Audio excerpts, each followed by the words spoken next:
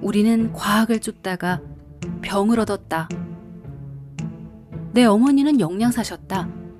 전문적인 의료 영양사로 80을 넘겨서까지도 병원에서 일하셨다. 나는 그런 집안 환경에서 자랐다. 우리 가족은 음식 피라미드, 권장식단, 영양학 통념의 지혜를 따랐다. 식사는 항상 저지방의 고탄수화물이었다. 우리는 포화지방을 마트에서 파는 카놀라유 같은 다양한 씨앗기름이나 마가린으로 신경 써서 바꿔나갔다. 우리 집에서는 하얀 오믈렛을 먹었다. 콜레스테롤 섭취를 최대한 줄이려고 달걀 흰자로만 요리한 음식이다. 그러면 건강해지는 줄 알았다. 우리 모두 그렇게 생각했다.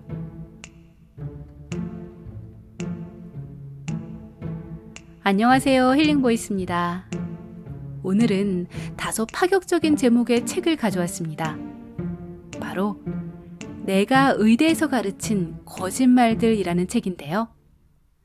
이 책의 저자 로버트 러프킨은 미국 서부의 최고 명문인 UCLA 의과대학의 교수이자 의학 교과서를 집필하는 현직 의사인데요. 본인이 가르친 대로 살았더니 자신의 건강이 망가졌다라는 다소 놀라운 발언을 하고 있습니다.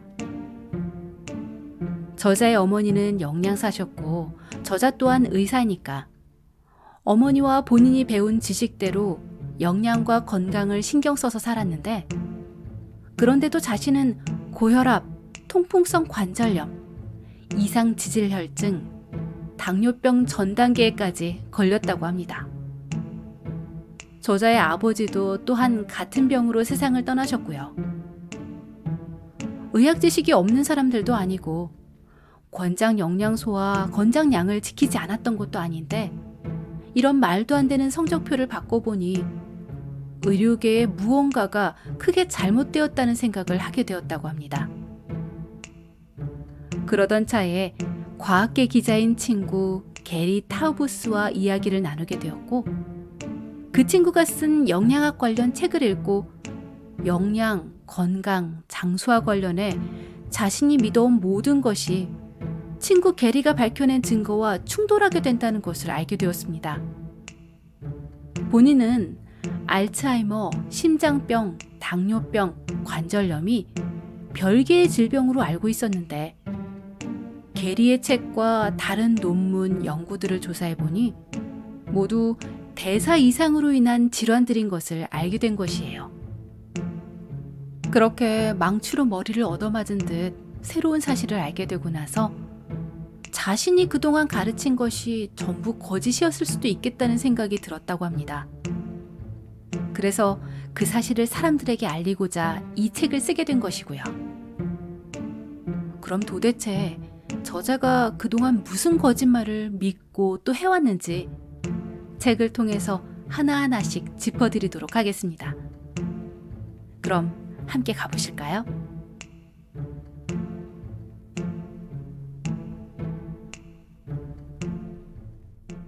내가 믿은, 그래서 의대에서 가르친 3가지 끔찍한 거짓말. 1. 비만 거짓말. 1칼로리는 1칼로리일 뿐이다.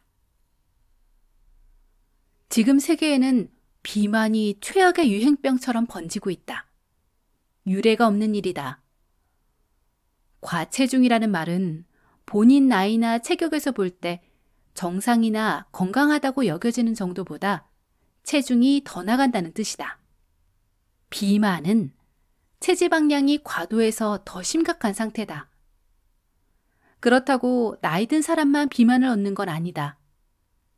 통계에 따르면 미국 20세 이상 성인 중 42.5%가 비만이고 73.6%는 적어도 과체중이다. 미국인 절반가량이 현재 비만이고 대부분은 과체중 상태라는 얘기다. 비만은 건강에 좋지 않다. 더욱이 고혈압, 당뇨병, 심장발작, 뇌졸중, 알츠하이머병, 암 등 여러 만성질환으로 나타나는 대사 이상의 지표이기도 하다. 비만이라는 유행병의 원인을 밝히고 치료법을 찾으려는 노력은 하나의 거짓말에서 출발한다. 1칼로리는 1칼로리다. 간단한 이 거짓말은 비만이 열량을 지나치게 많이 섭취해서 생겼다고 암시한다. 두 가지 이유에서 이 거짓말은 틀렸다. 먼저, 열량 자체만으로는 비만을 일으키기 어렵다. 여기에는 다른 요인이 필요하다. 또한 열량은 유형마다 비만 조절에 달리 작용한다. 열량을 과다 섭취하면 비만이 된다는 말은 술을 과도하게 마시면 알코올 의존증이 생긴다거나 심장 근육에 공급되는 산소가 부족하면 심장 발작이 온다는 얘기와 같다. 틀린 말은 아니지만 근본 원인을 위한 통찰을 주지는 않는다. 결과를 의미 있게 바꾸려면 진짜 원인을 밝혀야 한다. 열량은 음식에서 얻는 에너지고 칼로리는 열량의 단위다. 사람이 살려면 에너지, 곧 열량이 필요하다. 열량은 모두 똑같이 발생하므로 어떤 음식을 먹고 열량을 얻든 상관없다. 따라서 살을 빼고 싶거든 단순히 열량 섭취만 줄이면 된다는 얘기는 거짓말이다. 우리의 모든 에너지는 우리가 먹는 음식의 열량에서 나온다는 발상에서 이런 거짓말이 생겨났는데 이 지점은 맞다. 이른바 에너지, 곧 열량은 보존된다는 열역학 제1법칙이다. 그런데 이 법칙이 거짓말을 뒷받침하는 근거로도 쓰인다. 예를 들어 최근 발표된 한 논문에서는 이렇게 주장한다. 식단의 다량 영양소가 어떻게 구성되든 상관없이 열역학적으로 1칼로리는 1칼로리다. 이런 내용을 비만의 에너지 균형 이론이라고도 한다. 하지만 섭취 칼로리는 소모 칼로리다 라는 등식은 지나치게 단순화된 등식이다. 섭취한 열량이 곧장 소모되지 않고 지방, 그리고 글리코겐으로 저장될 수도 있기 때문이다. 남아도는 체중 문제로 고민해 본 사람이라면 누구나 고개를 끄덕일 터다. 그래서 등식을 바로잡아 보면 섭취 칼로리는 소모 칼로리 플러스 저장 칼로리가 된다. 체중 증가를 제어하는 핵심은 섭취한 열량 중 얼마를 태우고 얼마를 저장하느냐에 있다. 전체 칼로리 숫자가 아닌 우리 몸의 생화학적 신호가 문제를 푸는 열쇠다. 그 신호를 보내는 장본인이 바로 인슐린이라는 호르몬이다. 인슐린은 열량을 주로 지방으로 저장하라고 세포를 향해 신호를 보낸다. 이때 열량이 지방으로 저장되지 않으면 소모되어 사라질 것이다. 그러면 살이 찌지 않는다. 인슐린 신호가 켜져서 지방을 저장하면 소모되는 열량은 그만큼 줄어든다. 따라서 인슐린이 활성화되지 않으면 아무리 많이 먹어도 열량이 지방으로 저장되지 않는다. 살은 찌지 않고 대신 모든 열량이 태워진다. 한 아이의 예를 들어보자. 1형 당뇨병으로 췌장에서 충분히 인슐린을 만들어내지 못해 음식을 아무리 먹어도 체중이 늘지 않았다. 이 아이에게 8주간 인슐린을 보충해주는 치료를 했더니 체중이 불어났다. 1형 당뇨병 환자는 이런 치료를 받지 않으면 아무리 많은 열량을 섭취해도 사실상 몸에 체지방이 붙지 않는다. 나는 누구에게나 추가 인슐린 약물을 투여하면 그 자체만으로도 체중이 불어나게, 아니 지방이 붙게 만들 수 있다는 사실을 의사로서 쌓은 경험으로 안다. 당뇨병 환자는 1형이건 2형이건 상관없이 추가 인슐린 약물을 투여하면 즉시 이런 현상을 보인다. 정리해보자. 비만해지려면 열량이 필요하지만 열량만으로는 비만을 일으키지 못한다. 비만이 생기려면 인슐린이 있어야 한다.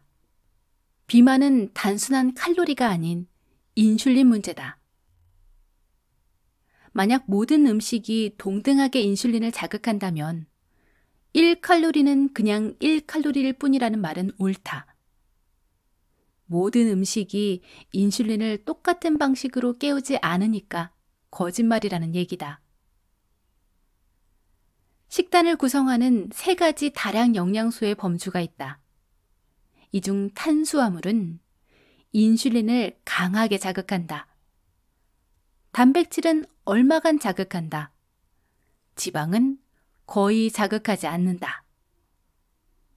탄수화물에서 나온 열량이 단백질 열량보다 인슐린을 더 많이 나오게 자극하고 그래서 체중이 불고 단백질에서 나온 열량이 지방 열량보다 인슐린을 더 끌어낸다. 모든 열량이 똑같이 체중 증가에 영향을 미치는 건 아니다. 체중 감소가 단지 칼로리 숫자를 줄이는 문제는 아닌 이유가 그래서다. 체중을 감량 또는 증량하는 과정에서 가장 중요한 건 섭취한 칼로리 숫자가 아니다. 인슐린 수치에 영향을 주고 또 우리 몸이 에너지를 지방으로 바꿔서 저장하도록 지시하는 열량의 유형이다. 이런 진실을 목장 주인들은 알고 있다. 가축을 살찌우려면 그냥 정제된 탄수화물만 다량으로 먹이면 된다. 그러면 인슐린이 켜져서 에너지를 지방으로 저장한다. 가축에게 기름진 음식을 먹여봐야 똑같은 효과는 나타나지 않는다. 우리 사회에서 비만이 증가하는 까닭은 무엇일까? 체중을 줄이고 비만을 예방하려면 더 많이 운동하고 더 적게 먹으라는 것이 통념이자 의학적 조언이다. 무엇을 먹느냐는 중요하지 않고 단지 몇 칼로리냐만이 문제란 얘기다. 그래서 비만은 일종의 의지박약 문제로도 치부된다. 개인이 충동을 다스리지 못해 그렇게 됐다는 식이다. 이 지점이 비만의 에너지 균형 이론을 수용하는 근거다. 그 내용을 전 세계에 있는 의과대학에서 가르친다. 하지만 효과는 없다. 제니 크레이그와 웨이트 와처스, 뉴트리 시스템 같은 수많은 체중 감량 업체가 거둔 성공이 이를 방증한다. 그들의 단골 고객이 바로 증거다. 어쩌다가 이렇게 됐을까? 1970년대 미국에서는 심장질환에 관심이 집중됐고 비만은 살짝만 증가했다. 그때 국가보건정책을 관장하던 정치인들이 공청회를 열고 식단과 관련해서 대중에게 어떻게 최선의 권고를 제시할지 논의했다. 1977년 관련된 과학자들이 미국인을 위한 식생활 지침의 첫 완성안을 발표했다. 미국 보건복지부와 미국 농무부가 이 지침을 대략 5년마다 개정한다. 과학자들은 탄수화물 섭취량을 하루 총 열량의 55에서 60%로 늘리고 지방 섭취량은 30에서 35%로 줄이라고 촉구했다. 자신들이 그렇게 여기듯 심장병 위험 요인을 줄이기 위해서였다. 지침에 따르면 미국 국민은 더 많은 설탕과 탄수화물을 섭취하고 육류, 달걀, 버터, 그리고 일반 우유에 든 포화지방을 줄여야 했다. 이른바 나쁜 포화지방은 되도록 먹지 말고 무지방 우유 같은 저지방 식품의 소비를 늘리며 동물성 식품에 든 포화지방을 콩기름처럼 염증을 유발하는 식물성 기름에 다가 불포화지방산이나 트랜스지방으로 대체하라는 권고를 들었다. 공교롭게도 지난 10년간 미국 식생활지침자문위원회 위원 중 95%가 식품업계와 이해관계가 충돌하는 인물들이었다. 이런 결함이 담긴 첫 지침은 1992년에 더 나쁜 권장사항들로 대체됐다. 바로 식품 피라미드였다. 피라미드 바닥에는 탄수화물이 자리를 잡았다. 더욱이 빵, 파스타, 쌀, 시리얼 같은 정제 탄수화물이었다.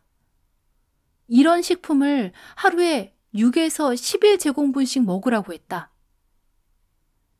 이런 권고를 충실히 따른 많은 미국인은 인슐린에 거의 영향을 미치지 않는 지방을 인슐린 분비를 강력하게 자극하는 탄수화물로 바꿔 섭취하는 바람에 열량을 신진대사로 태우지 않고 지방으로 저장하게 됐다. 지방에서 나오는 칼로리 숫자는 줄고 탄수화물에서 나오는 칼로리 숫자는 늘었다.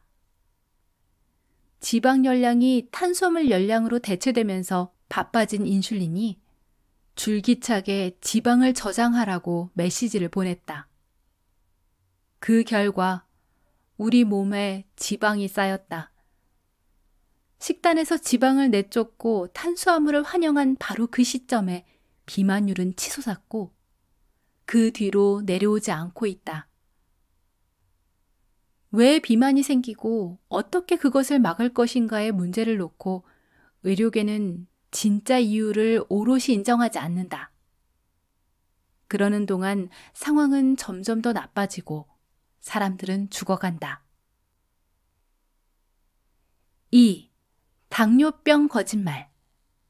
2형 당뇨병은 인슐린 치료가 최선이다. 당뇨는 인슐린 이상으로 혈당, 곧 혈중 포도당 수치가 상승하는 질환이다. 1형 당뇨병인 경우에는 인슐린을 만드는 장기인 췌장이 손상되어 인슐린 수치가 비정상적으로 낮다.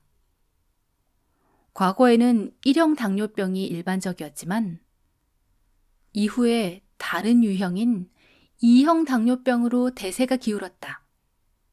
현재는 2형 당뇨병이 전체 당뇨병의 90%를 웃돈다. 2형 당뇨병은 음식물로 섭취한 탄수화물이 인슐린을 자극해서 생긴다.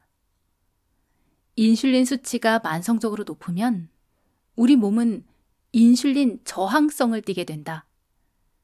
세포가 평상시 양의 인슐린에는 무덤덤해진다. 그래서 이미 인슐린 수치가 높은데도 더 높이라고 요구한다. 그러다 보면 인슐린 저항성은 더 강해진다. 그렇게 악순환에 들어간다. 미국 질병통제예방센터에 따르면 미국 성인 3명 중 1명이 당뇨병에 진입했거나 당뇨 전 단계인데 이들 중 80%는 본인이 그런 상태인 줄 모른다. 2형 당뇨병은 오늘날 당뇨병 사례의 적어도 90%를 차지한다. 이 질환은 혈당과 인슐린 수치를 비정상적으로 높이는데 그러면 우리 몸은 또다시 손상된다. 당뇨병의 결과로 실명과 심부전이 찾아들고 심장병, 뇌졸중, 암, 알츠하이머병의 발병률이 높아진다. 당뇨병도 최악의 유행병처럼 번지고 있다. 이 또한 유례없는 일이다. 지금이 그 초기다. 미국 성인 중 10%가 2형 당뇨병 환자다. 그리고 앞서 언급했듯 약 38%가 당뇨 전 단계다. 인구의 절반가량인 48%가 같은 대사질환을 앓고 있다니 역사상 처음 있는 일이다. 지난 수십 년간 권장 식단 때문에 벌어진 일을 다시 떠올려보자. 탄수화물 섭취를 늘렸더니 인슐린 수치가 오르고 비만율이 증가했다. 이런 요인이 당뇨병 유행도 불러왔지만 인슐린 수치가 꾸준히 상승하고 그 결과로 인슐린 저항성을 띠게 되어 실제로 당뇨병에 걸리기까지는 조금 더 긴 시간이 필요했다. 인슐린 저항과 같은 보통의 대사 이상은 비만과 당뇨병을 포함해 우리가 모두 마주한 대다수 만성질환의 근본 원인이다. 당뇨병 거짓말은 E형 당뇨병을 치료하는 가장 좋은 방법이 인슐린이라고 단언한다. 인슐린을 투여하면 혈당을 빼서 지방으로 저장하라고 우리 몸의 세포에 지시가 내려가므로 혈액 속의 포도당이 지나치게 많아서 생긴 눈앞의 증상을 다스리는 데는 도움이 될 터다. 하지만 그 과정에서 우리 몸의 인슐린 수치도 전반적으로 증가하기 마련이고, 그러다 보면 E형 당뇨병의 기조 원인인 인슐린 내성이 더욱 악화된다. 높아진 인슐린 수치는 다른 만성 질환도 만들어낸다. E형 당뇨병과 만성적인 인슐린 증가의 원인이 인슐린 분비를 자극하는 정제 탄수화물과 당을 지나치게 많이 섭취하는 식습관이라면, 단순히 저탄수화물 식단으로 바꾸기만 해도 E형 당뇨병을 다스릴 수 있지 않을까? 한 남성은 비만이었고 E형 당뇨병을 지녔다. 당화혈색소 검사는 두세 달에 걸쳐 혈당 평균치를 측정하는데 그의 검사 수치가 비정상적으로 높은 9.6%였다. 의료계의 표준 권고에 따르면 조만간 그는 인슐린 주사를 시작해야 할 판이었다. 대신에 그는 간헐적 단식을 시도하고 식단에서도 정제 탄수화물과 당을 없앤 케톤 생성식을 먹기로 결정했다. 그 결과 약 45kg을 감량했다. 당화혈색소 수치도 정상인 5.2%로 떨어졌다. 당뇨병이 개선된 것이다. 현재 그는 아무런 약도 복용하지 않는다. 어떻게 인슐린이 체중에 영향을 미치는지 이제 여러분도 알게 됐으니 한번 물어보겠다. 만약 그가 E형 당뇨병의 표준 치료 절차대로 인슐린 주사를 맞기 시작했더라면 지금쯤 어떤 상태에 있을까? 안타깝게도 우리 의료 체계는 E형 당뇨병의 병세를 호전시키기보다는 관리하는 데 더 치중한다. 병의 원인을 피해갈 수 있도록 영양 측면의 변화 지침을 알려주기보다는 인슐린과 다른 약물을 처방하는 데 더 능숙하다.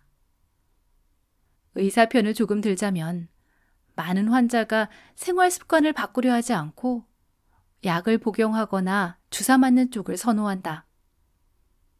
하지만 생활 습관을 다르게 선택하면 얼마나 강력하고 효과적인 변화를 맞이하게 되는지 대다수 사람은 잘 모른다.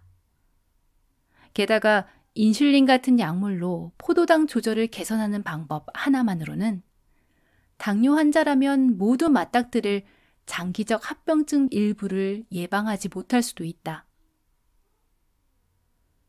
금전적 유인도 있다. 의약품 시장조사 업체인 IMS 헬스의 자료에 따르면 2013년 인슐린과 여타 당뇨약의 판매고가 230억 달러에 달했다. 이는 미국 미식축구리그와 미국 프로야구 메이저리그와 미국 프로농구의 매출 총액보다도 더 큰 액수다. 미국 당뇨병 학회조차 2022년에 대형 후원 제약회사 5곳에 각각 100만 달러 이상을 받았다. 협회는 탄수화물 식사를 제한하는 활동에는 소극적인데 인슐린과 여타 약물 사용은 권장한다. 3. 심장병 거짓말. 식이성 포화지방과 콜레스테롤이 심장병을 일으킨다. 미국인의 사망 원인 1위가 심장병이다. 심장 질환에 비하면 당뇨병이나 코로나19는 물론 우리가 병원을 찾는 이러저러한 이유는 대체로 대수롭지 않게 보인다. 심장 질환의 정확한 명칭은 관상동맥 질환이다. 관상동맥은 심장에 혈액을 공급하는 핏줄인데 이 동맥이 좁아지면 심장 발작이 온다. 의사들은 일찍부터 동맥의 죽상경화증, 즉 협착 때문에 심장 질환 대부분이 생기며 하필이면 그곳에 콜레스테롤이라는 지방의 일종이 많다는 사실을 알았다. 여기에 상관관계는 있었지만 반드시 원인은 아니었다. 마치 폐암 환자의 손가락을 보면 다수가 담배 연기의 진 때문에 누런 것과 마찬가지다. 누런 손가락은 폐암과 연관이 있지만 손가락이 누렇다고 폐암에 걸린 것은 아니며 그 반대 역시 그렇다. 그 후 1913년에 러시아의 병리학자 니콜라이 아니치코프 박사가 실험실 토끼에게 콜레스테롤이 잔뜩 든 먹이를 먹였더니 토끼의 혈중 콜레스테롤 수치가 높아지면서 전형적인 죽상성 지방반들이 생겨난 현상을 발견했다. 이 연구는 단순한 연관성이나 상관관계가 아닌 인과관계를 드러내려고 특별히 설계한 실험이었다. 아니치코프의 이 연구는 이후 의학의 10대 발견 중 하나로 인정받았다. 또 다른 저자는 이 연구를 20세기 심장질환 연구의 가장 위대한 발견 10가지 중 하나로 꼽았다. 1958년 당시 스탠퍼드 대학 의대 병리학과 학과장이던 윌리엄 독 박사는 한 사설에 이렇게 썼다. 그러므로 아니치코프의 초기 연구는 혈액순환을 밝힌 윌리엄 하비의 연구나 호흡할 때 산소와 이산화탄소의 교환을 들여다본 라부아지의 연구에 견줄만 하다. 대단한 찬사였다. 오류에서 출발한 연구였다는 점을 몰랐으니 말이다. 아니치코프는 토끼가 풀을 먹는 초식동물이라는 점을 간과했다. 토끼가 먹는 식단에서 콜레스테롤은 이물질이다. 콜레스테롤은 오직 동물성 먹이로만 섭취할 수 있다. 그래서 연구자들은 정상적인 먹이, 음식을 취식하는 과정에서 콜레스테롤을 섭취하는 개나 사람 같은 잡식동물을 대상으로 똑같은 실험을 거쳤다. 실험 결과는 뒤죽박죽이었다.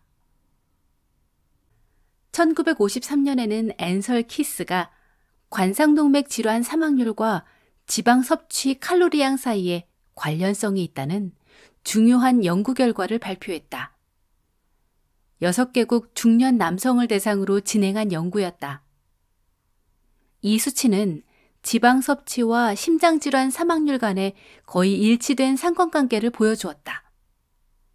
일본인은 1000명당 사망률이 1명을 밑돌았다. 지방 섭취량이 총 열량 대비 10% 미만이었다. 미국인은 1000명당 사망률이 7명을 넘겼다. 지방 섭취량이 총 열량 대비 약 40%였다. 이탈리아와 잉글랜드, 웨일스, 호주, 캐나다가 이 멋들어진 곡선을 따라 중간 어디쯤에 자리를 잡았다.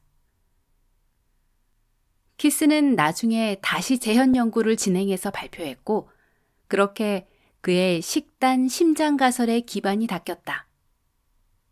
식이지방은 혈중 콜레스테롤을 늘리고 콜레스테롤 수치를 높여서 심장질환을 일으킨다는 내용이다.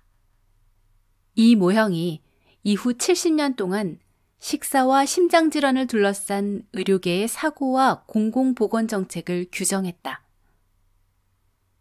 수치가 약간 틀렸고 연구 결론이 부정확하다는 점을 제외하면 추론은 명료했고 완벽하게 이치에 가닿았다.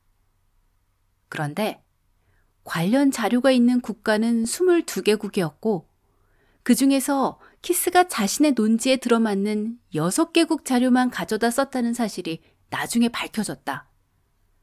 22개국을 모두 연구에 포함했더라면 결과는 어땠을까?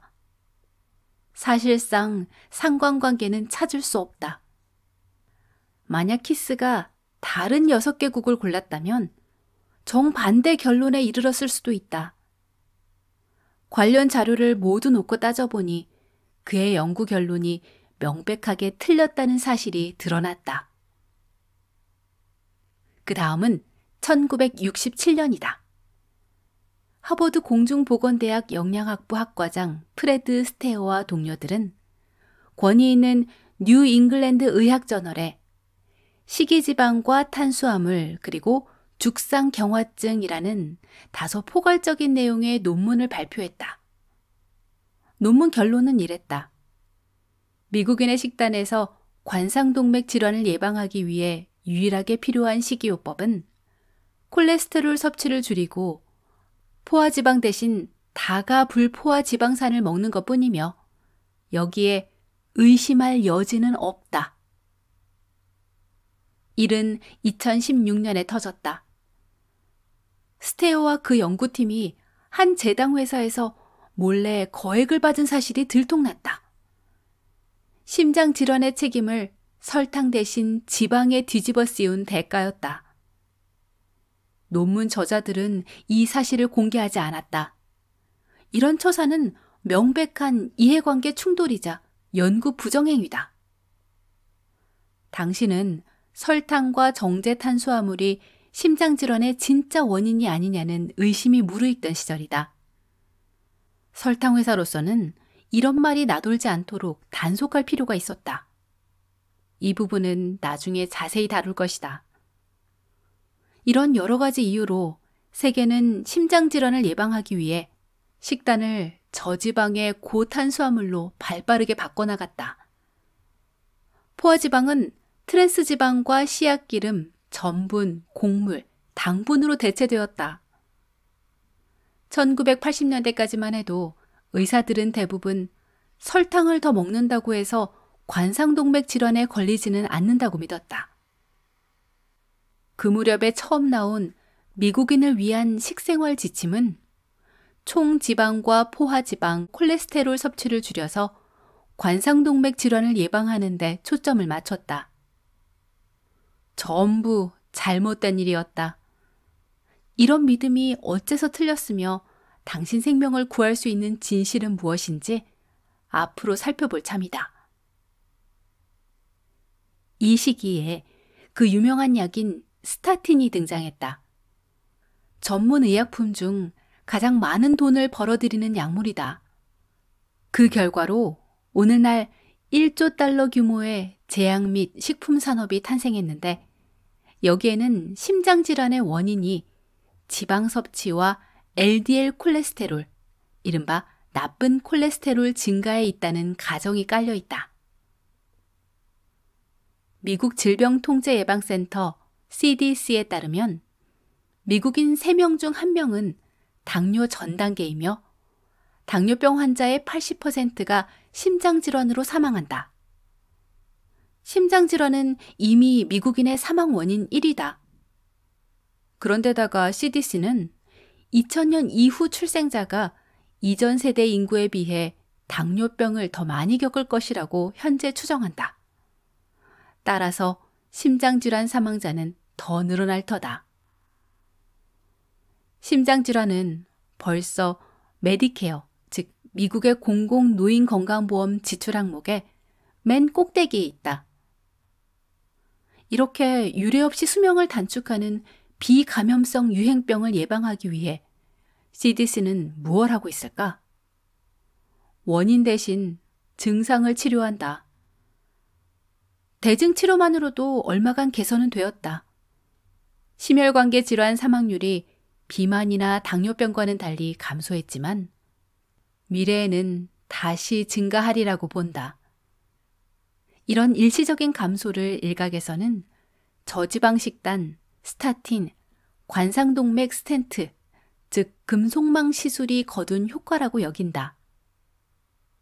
우리는 그 효과가 대부분 금연을 권장하고 고혈압을 치료하고 급성 관상동맥 치료실을 개선한 덕분이라고 주장한다. 사망률은 낮아지는 추세이지만 심장질환 전체 발병률, 곧 심장병 환자 수는 변함이 없다. 사망 원인으로는 여전히 코로나19, 암, 뇌졸중, 그 밖의 모든 질환을 넘어선 1위다. 많은 이가 관상동맥 질환은 관상동맥 스텐트 시술이나 수술로 치료해야 한다고 믿는다. 나중에 해당 질환으로 사망할 가능성을 현저히 낮춰준다고 생각해서다. 하지만 이 두 가지 의료 접근법으로는 죽상경화성 관상동맥 심장질환의 뻔한 경과나 최종 결과를 바꾸지 못한다.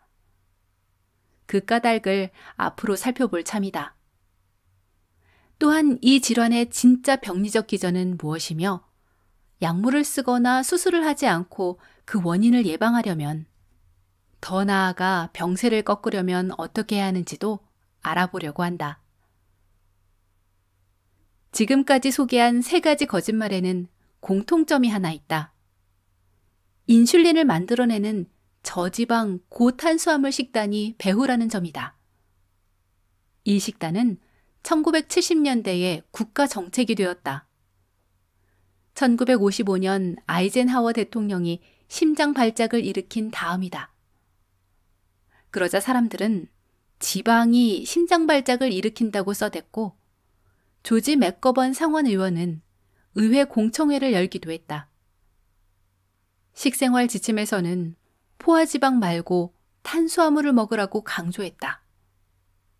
이 나라의 신진대사 체계가 지방 연소에서 지방 저장으로 뒤집혔다. 이 책에서는 훨씬 더 많은 거짓말을 다룬다. 스타틴, 뇌졸중, 암, 알츠하이머병, 정신건강, 더 나아가 노화 자체를 둘러싼 통념까지 아우른다. 이런 질병을 예방하고 심지어 다스리려면 무엇을 어떻게 해야 하는지 그 멋진 진실이 각 장마다 담겨 있다.